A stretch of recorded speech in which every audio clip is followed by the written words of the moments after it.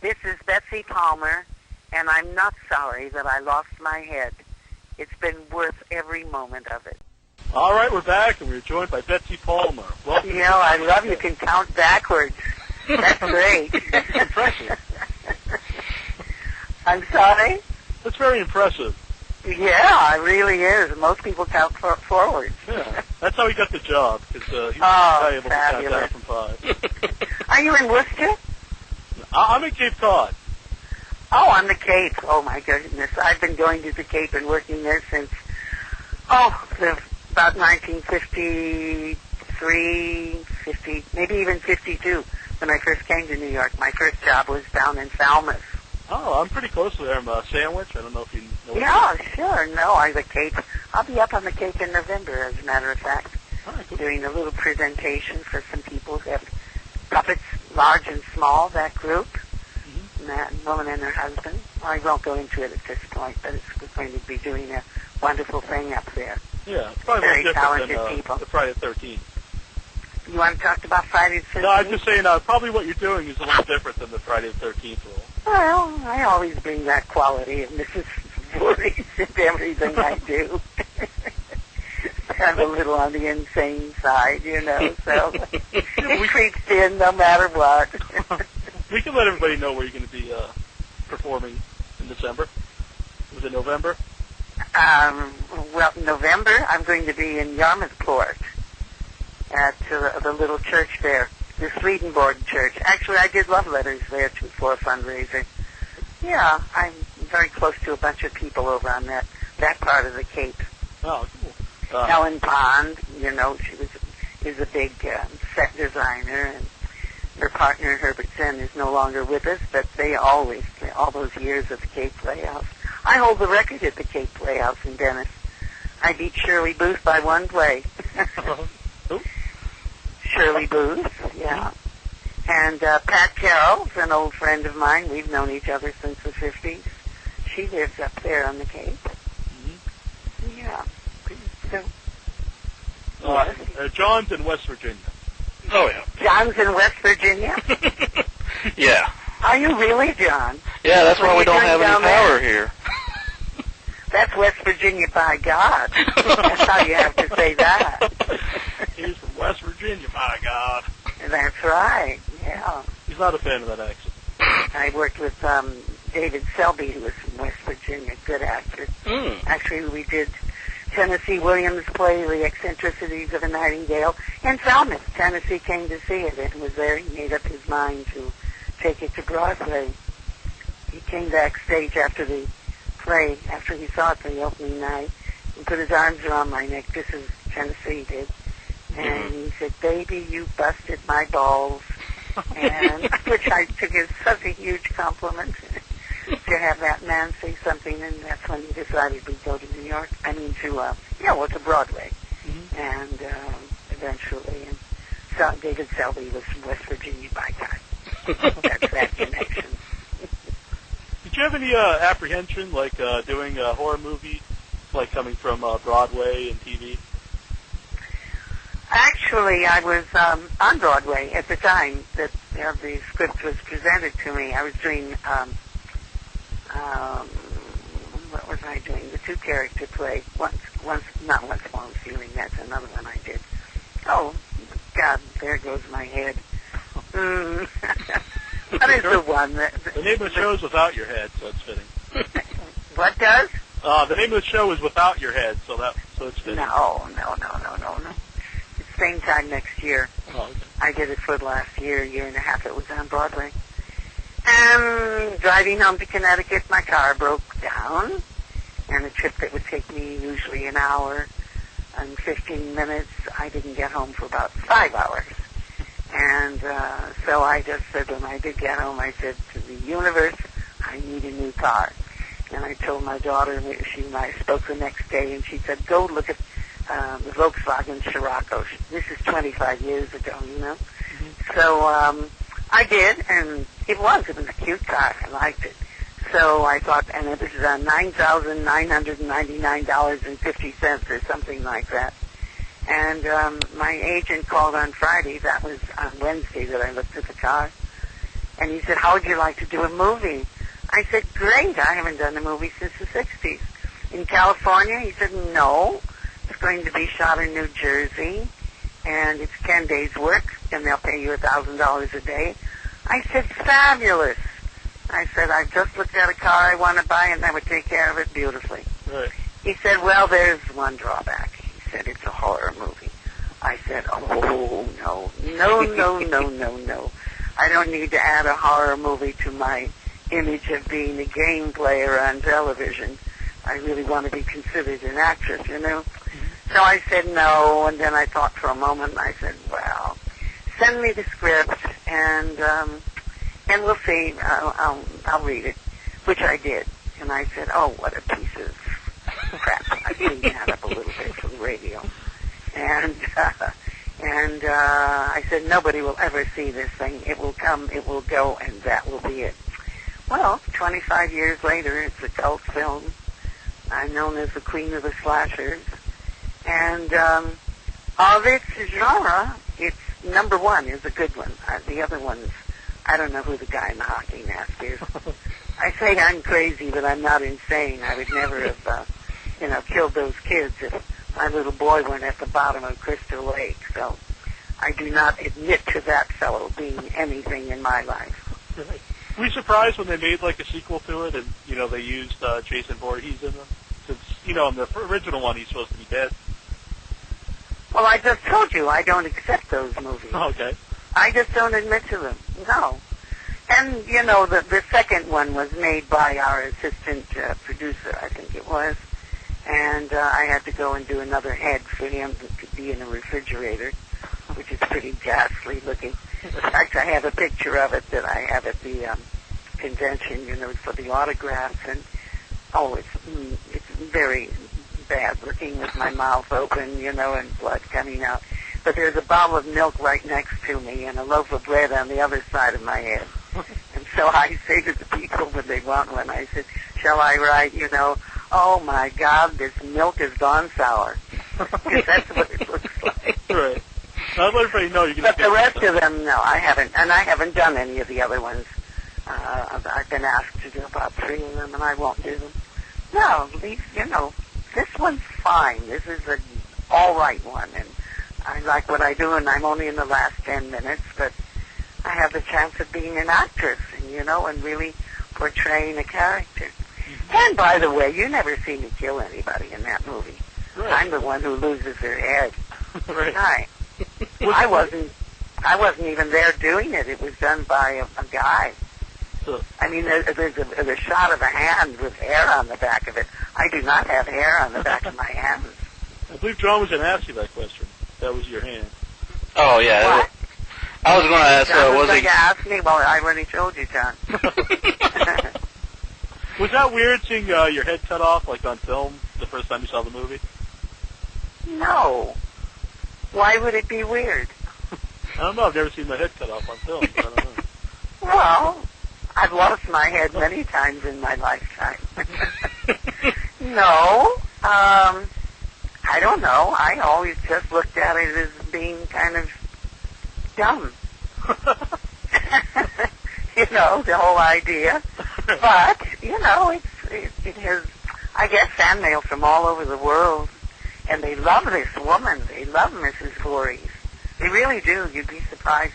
I don't know whether you'll be out at our convention or not, but these dear people come and want pictures, and then, of course, I chat with them. I don't just sit there and write my name. I get up, and it becomes a whole love-in, to tell you the truth. Yeah. And I finally have decided why they love her. I've been trying to figure it out for years, and I ask people, like when they call in on a radio show, I say, why? Why do you love this woman? And they say, well, because we understand why you did it. But about 6 months ago, I was driving home from a convention, and I said to myself, now I know what it is. She's the perfect mother. Not only will she kill for her son, she'll die for him. Right. And every kid wants their parent to do that, Well, everybody know you're going to be at the Rock and Shaw convention. That's this weekend, October 19th. the 14th and the 15th? On Friday the 13th. How about that? Yeah. I was riding in a cab one day, Neil and John, and I can't remember where the man was from, the driver. And we were talking about Friday the 13th. He recognized me. And he said that in his country, Friday is not a bad or an unlucky day. Tuesday is. So in his country, it's called, in whatever language it was that we were talking about, Tuesday the 13th instead. Isn't that funny? Yeah. Well, 13th is still unlucky there. Well, I don't look at it as an unlucky thing at all. I mean, these two things that I have said have not been important things as far as a career is concerned, which was I've Got a Secret, which I did for 10 years, and then Friday the 13th, which has become this cult film and all. And these two things that I dismiss very lightly have been really the two things that have kept me alive for at least 3 generations now. Yeah, it's amazing. The Lord works, or the universe works in mysterious ways. Who would have ever thought? I guess when you're filming it, you never thought it would take off like it did? No, I didn't think so. I've only seen it twice in 25 years. I don't go, and I haven't seen any. I don't go to movies that much, to tell you the truth, and I certainly don't go to all those horror things. Oh, I like some good old, that wonderful one with Harrison Ford, where he tries to get all these people that have come in, like, what do you call things when they're aliens, but they become, what's that called? A great film. In fact, I just got a DVD of the director's cut of it. I bet you guys don't even remember it. I'm trying to remember. I'm not sure, yeah. Name. Yeah, well, it was Harrison Ford after he had done Star Wars. Right. And he's out. Well, it's a great film anyway. Well, Harrison Ford's a great actor.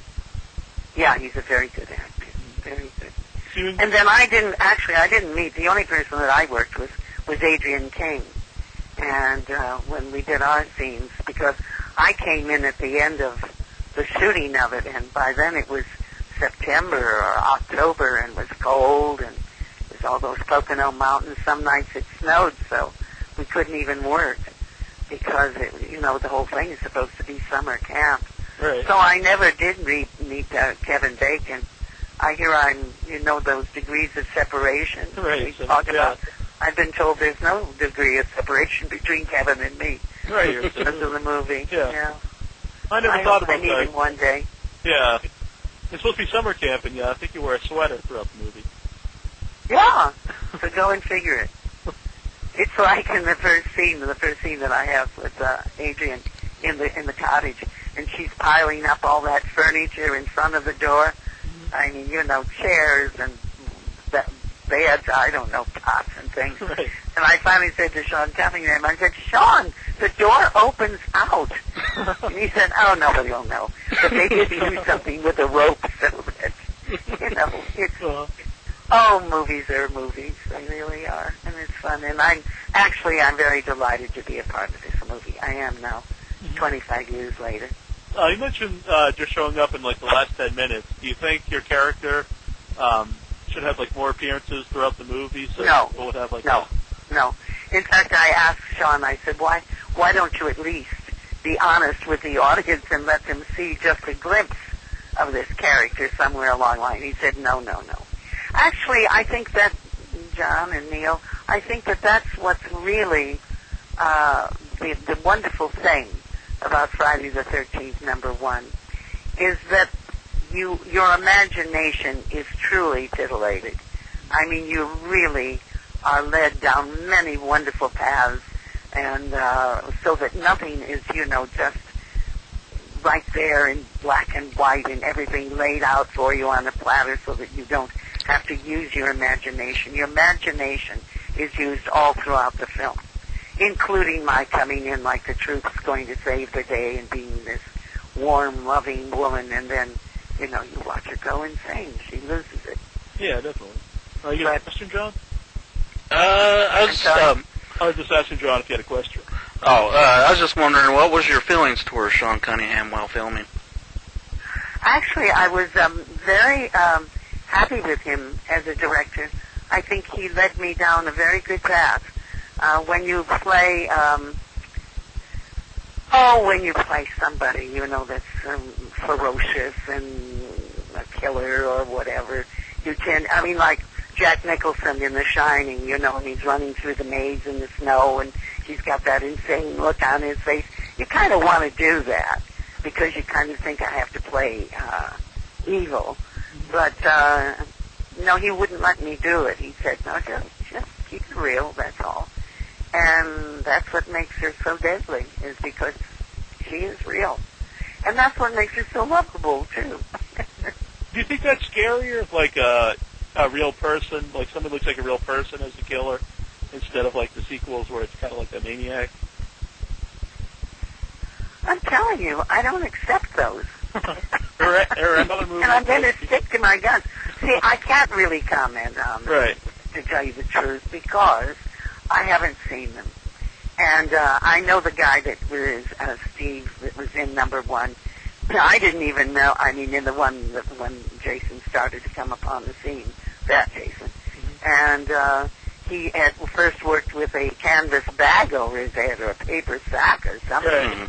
And then he told me when they were going to have him, because he was doing all his own stuff, there was nobody there to do it for him. He's a good-looking man, and he said I wasn't going to go through that window and have my face all cut up. So he said he's the one that came up with the idea to wear a hockey mask. Huh. So I'm not sure. Maybe he'll be at this convention. He usually is. I believe he is, yes. Yeah. Steve Dash. Yes, he's a nice guy. Yeah. And Ari, I think Ari will probably be there, who now is a grown-up young man and has his own band and everything, and he plays Jason, the original Jason. Mm-hmm. And Tom Savini. Tom Savini won't be at this one. No, he's going to be in Europe. What was it like work with Tom Savini? Was it fun? Oh, he's great.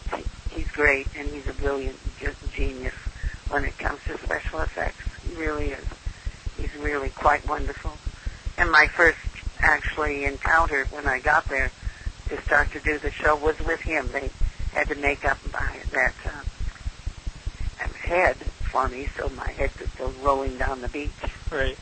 And he was showing me some Polaroids, and I came upon this one, and I said, "Who's this?" And he said, "Well, that's your son, Jason." I said, "My gosh, why does he look so strange?" He said, "Oh, he's a mongoloid." I said, "What?" I said, "That wasn't in the script." And he said, "Well, we figured he just didn't look weird enough, so this is what it turned out to be." So I had to do some more thinking in my characterization. I really do a whole autobiography of my characters whenever I play them, because before you ever come upon the scene, when an audience sees you, you have had a life ahead of time. And I won't go into the whole thing. When they have me do talks and things like that at these conventions, then I can tell them the story, because it's a little involved about the character and all, and why she is what she is. Yeah, and that's got to blow her away, Right. Let's tell everybody that they can visit rockandshock.com, and they can find out how to, where it's going to be, get tickets and everything. It's Worcester, Massachusetts this weekend at the DCU Center and the Palladium. Thank you for giving us all a plug. Oh, definitely. And I know that everybody's going to have a good time. These conventions are quite wonderful. You enjoy, I just did one in Wasteland, and then I'm going to be doing Chiller Theater too for Kevin over there in New Jersey. That's a big one also. They're fun. They're lots of fun. Hard work. Yeah. You talk and are with people like from 10 o'clock in the morning till 7 o'clock at night. Steady all the time, talking to people all the time. Yeah. Does anyone? But I like it. Sign anything? I was just wondering if anyone ever asked you to sign something kind of strange, besides the picture of your. Oh no, they bring stuff. They bring machetes, and they bring hockey masks. The Jason mask, and right. they want you to sign their clothing, some of them that they're wearing. And Oh, no, and posters, and no, they bring a lot of things to be signed, books, and I Did you get to keep any of the props? No, I didn't keep anything. But I do wear a sweater that I have found in a thrift store that looks like the sweater that I wear, so I wear that. They seem to be happy to see me dressed like Mrs. Voorhees. It's close enough to the one that's in the film. Right. You got another question, John? I know you did all your own stunts in the film. Did anybody get hurt while filming? Repeat the question again, John. I'm sorry. Enunciate, okay? What is it you're asking? I know you did all your own stunts in the film. Did anybody get hurt? If you want to call them stunts. I don't think there are any. No, not really. To tell you the truth, no. But what would you like to know about that? Did anybody get hurt while filming it?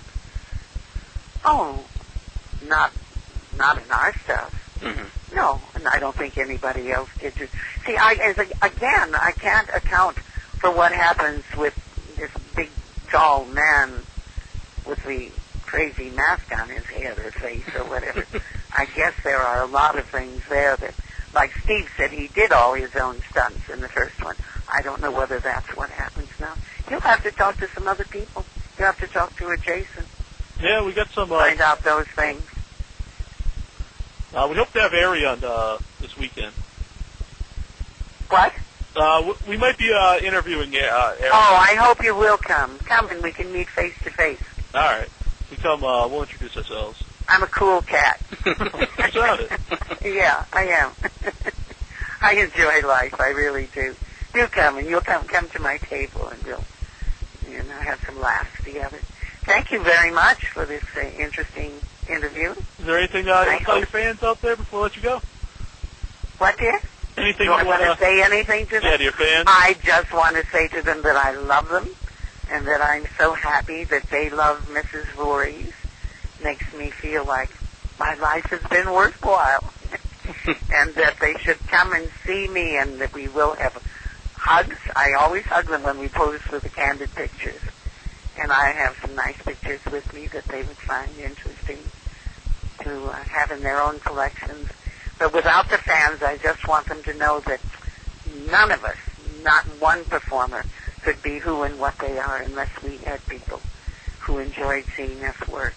And that's why all these performers should never forget that. Without you, we would be nothing. Okay? Well, thanks a lot. Really appreciate you coming on tonight. My pleasure. I'm pleased that you wanted to talk, both of you. And John, wherever you are, West Virginia, whatever, come up to the Cape and we'll all play. Come up to Worcester. Excellent, excellent. Okay, Rock and Shock. That's what we'll do. Yeah, Rock and Shock. RockandShock.com. Okay. This is Victor Miller, and I wrote the first Friday the 13th. And you are listening to WithoutYourHead.com.